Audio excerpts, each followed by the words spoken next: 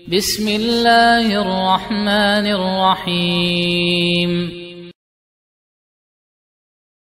Hadis ini diriwayatkan Imam Muslim dari sahabat yang mulia Abu Hurairah radhiyallahu anhu. Rasulullah sallallahu alaihi wasallam bersabda, "Al-mu'minul qawi khairun wa ahabbu ilallahi minal mu'minid dha'if." Orang mukmin yang kuat itu lebih baik dan lebih dicintai oleh Allah daripada mukmin yang lemah. Wa fi kullin khairun. Namun pada keduanya, baik mukmin yang kuat maupun mukmin yang lemah, terdapat kebaikan. Ihris ala ma yanfa'uka.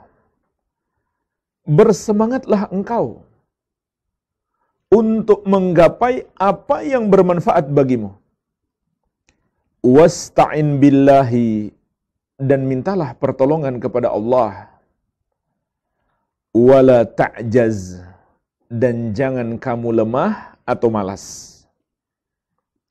Wa in asabaka syai'un fala takul, dan apabila kamu ditimpa satu musibah, maka janganlah kamu berkata, "Lau anni fa'altu kadza lakana kadza wa kadza."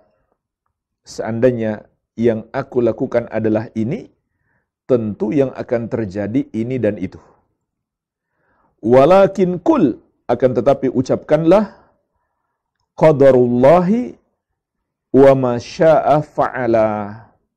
Atau dengan lafaz yang lain, qaddarallahu wa ma syaa fa'ala. Allah telah menakdirkannya dan Allah melakukan apa yang Dia kehendaki. Fa inna law taftahu amal syaitan, karena ucapan andai kata itu, yaitu saat ditimpa musibah, untuk menyesali yang telah berlalu, itu membuka amalan setan atau tipu daya setan kepada kita. Inilah jemaah sekalian, hadis tentang orang mukmin yang kuat dan sifat-sifatnya. Ada 10 pilar penting yang menopang kehidupan seorang mukmin. Ada 10 pilar utama yang dengannya kehidupan seorang mukmin menjadi baik dan dicintai oleh Allah Subhanahu wa ta'ala. Yang pertama adalah kekuatan iman. Kekuatan iman. Al-mu'minul qawi, orang mukmin yang kuat. Yaitu kuat imannya. Karena kekuatan iman itulah faktor utama seseorang beramal soleh. Semangat ibadah. Kenapa dia malas ibadah? Kenapa dia berbuat dosa? Faktor utamanya adalah karena dha'ful iman, lemahnya keimanan. Oleh karena itu harus selalu dipupuk, dikuatkan iman kita.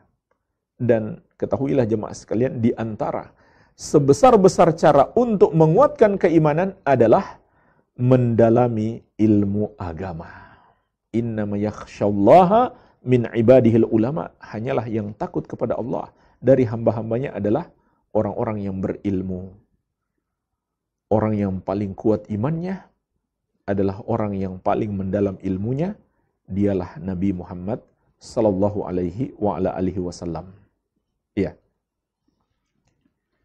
Begitu pula kita selalu berdoa kepada Allah, memohon hidayah, memohon istiqamah, memohon dikuatkan keimanan.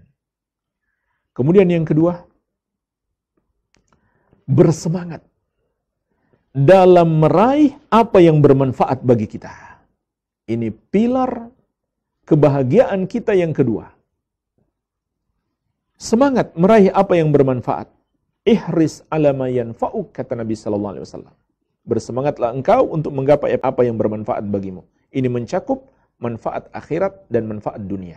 Dua-duanya kita semangat. Tapi tentu harus lebih kita utamakan akhirat. Yang ketiga, meninggalkan yang tidak bermanfaat. Min husni islamil mar'i tarkuhu ma la ya'ni.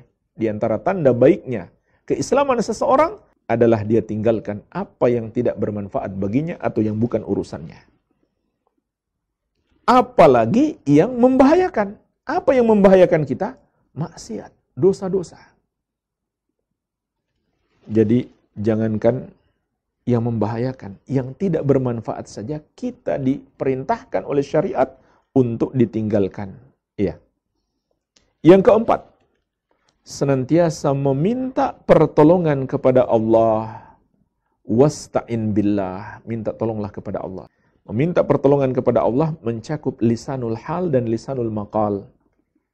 Mengucapkan permintaan kepada Allah agar ditolong dan hati bergantung dan bertawakal hanya kepadanya.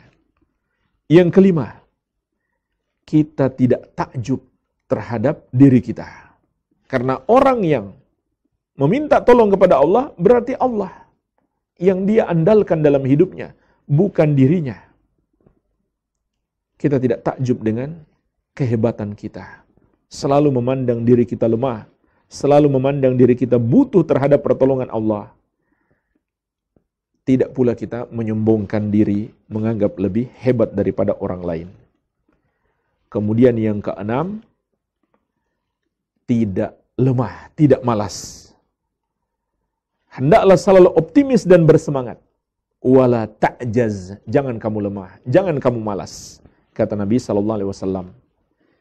Kemudian yang ketujuh, apabila Allah menakdirkan yang tidak sesuai dengan cita-cita kita, maka kita hadapi dengan lapang dada terhadap takdir Allah, dengan kesabaran, dan di balik itu kita mendapatkan pahala. Kemudian yang kedelapan,